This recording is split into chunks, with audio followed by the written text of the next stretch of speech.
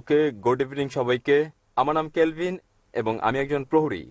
আহ, আজ আমি এখানে এসেছি কারণ আমার 6টি সন্দেহ রয়েছে, যেগুলো আমি বিশ্বাস করি যদি আমি এগুলোর সঠিক জবাব পাই, আমি প্রস্তুত আছি ধর্মান্তরিত হতে এবং ইসলাম কবুল করতে।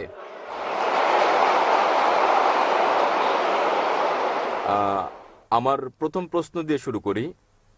তা হচ্ছে, আমি কিভাবে জানবো ইসলাম হচ্ছে সঠিক পথ ইবাদতের?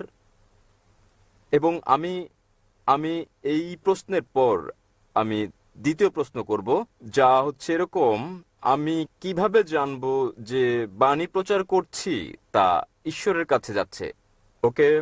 আহ, আমার তৃতীয় প্রশ্ন হচ্ছে, যখন থেকে আমি ডাক্তার জাকির নায়েকের কথা শুনছি, আপনি আগেই বলেছেন এবং আপনি প্রচার করেছেন কোনো পথ নেই জান্নাতে যাওয়ার